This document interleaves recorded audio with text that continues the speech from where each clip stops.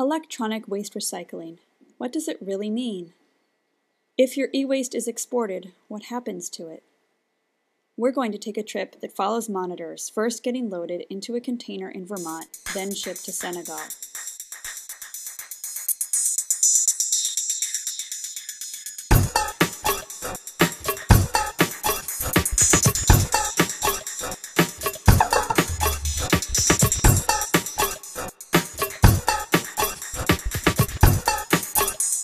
We begin in Middlebury, Vermont, where Robin Ingenthron, founder of WR3A and owner of Good Point Recycling, talks about what happens when monitors come in and how he handles some of the challenges.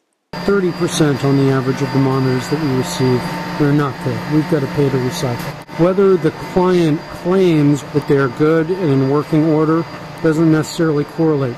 Some of the clients who are most concerned, wanting their monitors to be destroyed, actually have the best monitors. It's always a challenge to represent fairly to the client on each side of the transaction so that we don't ship something to Africa just because the office we picked them up from says that they're all good. One of the issues is having carefully selected the monitors not to damage them in the actual packing.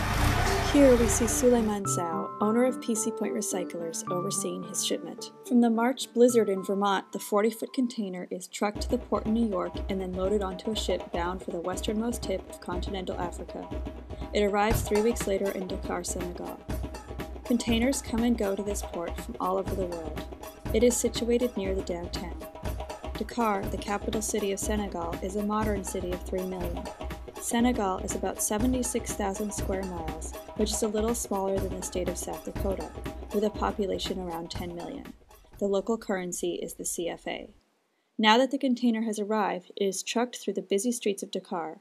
When Mr. Sow is informed of its arrival, he has to wait a couple of days for all the customs paperwork to clear. Now Mr. Sow is in his store waiting for the truck to arrive at the storage facility of World Digitech Systems. I ask him to tell me about his business. I have a lot of good and bad experiences with importing from the US. The only thing that actually made me hold my ground here, I had some money saved that I could use to reinvest and fix most of these things that didn't work. If it wasn't for that, I would probably close the shop that is employing all these people because of some bad equipment that I got from some US suppliers. The truck has arrived, and Mr. Sow's employees are putting the last of the monitors in storage. Since he was there for the loading of the container, he knows what he is getting this time. He tells me that so far his only problem is that some VGA cables are either missing or cut off.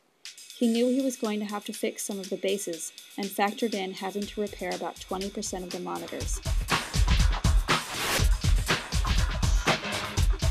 If I bring a computer from the US, including the price of buying it there, shipping, customs fees to get it into a store, all those expenses that are involved. When it gets here, you really want it to work. If that doesn't work, you strip it to the bone. You try to use every single part. People are very resourceful here.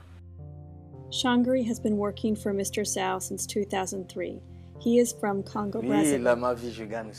I earn my living by repairing electronics. I live with electronics, am in electronics. I repair monitors, computers, motherboards, power supplies, printers, fax machines, photocopiers, all that is related to electronics and computer science. Out of 10, I repair 8 to 9. You take the pieces from the 2 monitors that don't work to repair the other 8. The 2 that are left, we have to throw them away. That's what we do. Mi Mose is one of the technicians at World Digitech Systems. He is also from the Congo. A machine can have a problem with its motherboard. We look for a motherboard to replace it. If we can't find one, we take, for example, the hard drive, RAM, network card, sound card, video card, all the parts that are good we can use to fix another machine. So all we are throwing away is the motherboard, and we're able to fix other machines. Donna is an intern from Guinea-Bissau. I am doing this internship in repairs because normally in Africa you see mostly men in this work. and I like computer science, so that's why I chose to do this. SOS is one of the stores that Mr. Sao works with. Abdullah talks about repairs. I sell and repair computers, especially laptops, and do maintenance. Out of 10 computers, often you have 80%, sometimes 60%, sometimes you can even have 100%. I can build a computer piece by piece. The motherboard, processor, RAM, graphics card. Building a computer piece by piece, yes, it's possible. I spoke to Madame Sao, who has had her own computer store for 5 years. Here we sell computers, provide maintenance, and install software. The material is second-hand, and we buy it from the United States. We have material that works, and sometimes material that does not work. When we started in 2003, we had more defective equipment than now. When something doesn't work, we work to repair it. If we can't, we are obliged to throw it away. The things that don't work, for example, when we have a monitor that doesn't work, there are parts that we can use to repair another monitor. But if the parts don't work, we have to throw it away because we don't have a recycling system in our country. They take it to the dump. I know there are problems because there are toxic products, but we don't have another way to handle it at the moment here.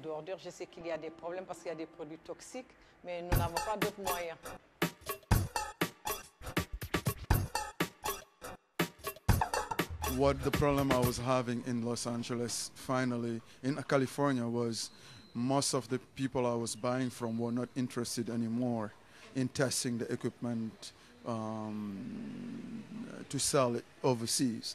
They were more interested in just taking it to the state recycling facilities and just dumping it there and getting paid by the state. 80 to 90% of the market in Senegal is based on used equipment. The fact is that even a used computer is expensive on a typical salary.